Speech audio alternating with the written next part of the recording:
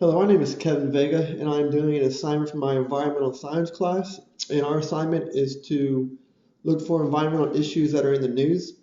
And the article I will be going over was published on abcnews.go.com, and it was actually published by the Associated Press on April 6, 2018. The issue I'll be covering is the Dakota Access Pipeline Spill Response Plan that was published earlier this week.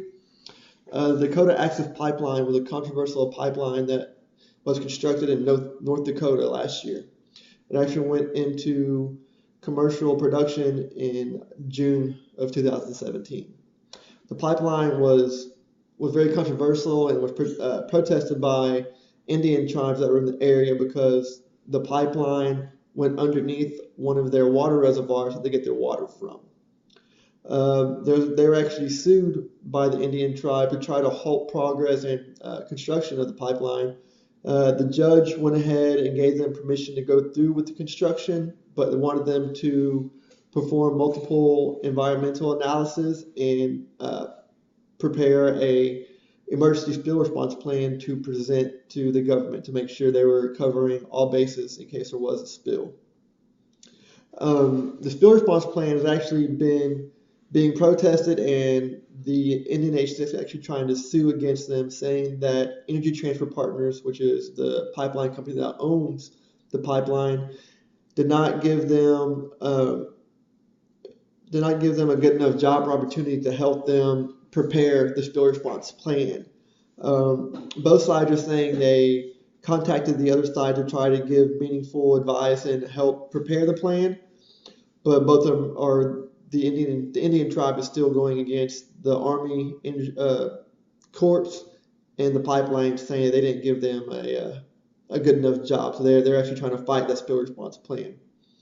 A little background on the Dakota Access Pipeline. The Dakota Access Pipeline is a 32-inch underground pipeline that transports crude oil from North Dakota to Illinois. Once that crude oil makes it to Illinois, it actually interconnects with the Energy Transfer crude oil pipeline, which transfers oil from Illinois to Nederland, Texas. Now, the spill response plan is very important because since being commercially in production of June of 2017, there have been five reported spills on the Dakota Access Pipeline alone. This doesn't include any of the other pipeline that connects from Illinois to Texas. This is strictly in North Dakota, from North Dakota to Illinois. 4 out of the 5 spills actually occurred during the testing phase of the pipeline and weren't actually spills that occurred during the transfer of crude oil. So that's looking into as far as testing the integrity of the pipeline, making sure valves are working correctly, and making sure that the connections were good. So during that testing phase, there were some failed tests that resulted in some spilled chemical. The largest of the 5 chemicals was 168 barrels of crude oil.